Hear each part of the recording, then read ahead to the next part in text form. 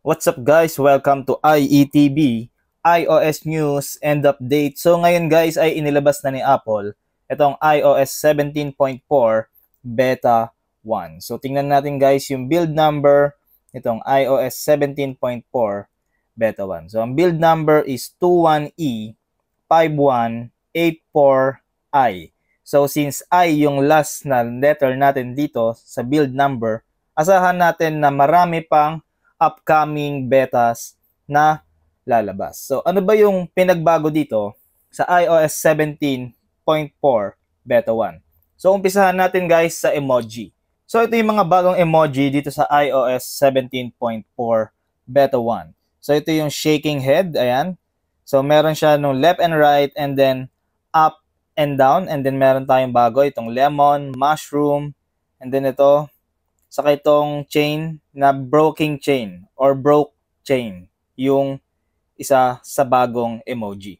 So ano pa yung bago dito sa iOS 17.4 Beta 1? So punta tayo sa Face ID and passcode dahil meron pong binago dito sa stolen device protection. So dito sa Face ID and passcode, meron silang binago sa stolen device protection. So punta lang tayo dito sa stolen device protection. So makikita natin na meron pang isang option. Merong always, and then merong away from familiar locations. So, ang mangyayari po dito dyan ay yung significant locations or yung location natin, for example, itong bahay na tinitirahan ko, ay isisave yan ni Apple as my home address. So, kung andito ako palagi sa bahay at madedetect ni Apple na nandito ako, tapos magpapalit ako ng passcode, ang mangyayari dyan ay hindi na niya i-require yung security delay feature ng stolen device protection.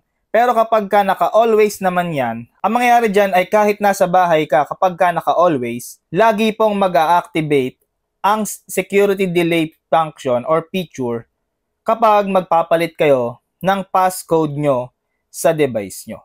So yan guys, so since meron na pong bagong feature sa stolen device protection, which is yung sa security delay, kailangan po na naka-on na po yung ating significant location. So punta tayo dito sa privacy and security, dito sa location services, and then dito sa system services, makikita natin yung significant location. So sa akin kasi naka-off yan eh. Pero ngayon, since kailangan naman na natin yung significant locations, i-on ko na yung significant location dahil para mag-work ng maayos yung sa stolen device protection. So next na pupuntahan natin guys ay dito sa App Store. So dito guys sa App Store, meron po silang binago sa profile natin. So hintayin lang natin mag-loading and then punta tayo sa profile and then makikita nyo na meron na po tayong apps, purchase history, and notifications. Actually guys, meron na to dati itong purchase history and notifications. Ang nabago lang po dito ngayon ay yung apps. So, ayan na ngayon yung bagong design dito sa App Store natin. Anyway guys, usapang App Store tayo. So, magkakaroon na po ng changes sa App Store. So, ang mangyayari niyan ay magkakaroon na po ng marketplace na App Store or ibang App Store. Kasi ang mangyayari dyan guys, dahil ngayon ay na-require na ng European Union na makipag-join or makipag-unite si Apple sa ibang developer. So, ang mangyayari po niyan ay magkakaroon na po ng parang black market. Ayan, magkakaroon po ng App Store Marketplace. So, ang mangyayari niyan, parang sa Android na rin, merong black market na kung saan, bukod sa App Store, ay makakapag-download na tayo ng ibang application or ng application sa ibang platform. For example, yung black market sa Android. So, mangyayari niya, pwede na tayong mag-download, makakapag-download na tayo hindi lang sa App Store. Ganon ang mangyayari. Medyo delikado kasi nga, hindi mo alam kung sino yung developer na yon, kung ano yung nilalaman nung application na yon. Pero ayon naman kay Apple, sa website ni Apple mismo, ay magkakaroon po ng notification if ever na meron pong malware yung ida-download natin na files. So, sana nga talagang masala nila yung mga applications, lalong-lalo na kapag magda-download tayo sa black market. So, usapang App Store pa rin, since magkakaroon na po ng another App Store or alternative App Store, ayan, so meron na rin silang bagong payment method. So makikita nga natin yan dito sa privacy and security and then dito sa contactless and NFC. So bagong payment method po ito. So dito guys, lalabas yung mga application na nagre-request ng another payment method. Ayan. So yan yung bagong feature dito. Anyway guys, ayan yung mga bago sa iOS 17.4. So yung sa battery life guys, hindi pa natin masasabi yan kasi kaka-install ko lang. Sa performance naman guys, okay naman siya. Ayan, mabilis siya, responsive. Yung sa notification delay, medyo wala na akong na-experience na ganon. And then yung sa keyboard lag, wala na rin. Ayan. And then yung heating issue, ayan, medyo warm lang siya pero hindi nakatulad nung sa 17.3. Sa akin kasi, itong 12 Pro Max ko, naka-experience siya ng heating issue sa 17.3. So yun guys, makikita nyo na 85% na lang yung battery health ko pero goods na goods pa rin yung performance neto. Knowing na papalit-palit ako ng iOS dahil nga naka-beta ako. Ayan. So, 85% goods na goods pa din siya. Sana dito sa 17.4 ay lalong mas maging okay yung battery life netong aking 12 Pro Max. So ito guys, punta na tayo sa Geekbench 6. Ayan, and then dito sa CPU and benchmark. And then run tayo ng CPU benchmark.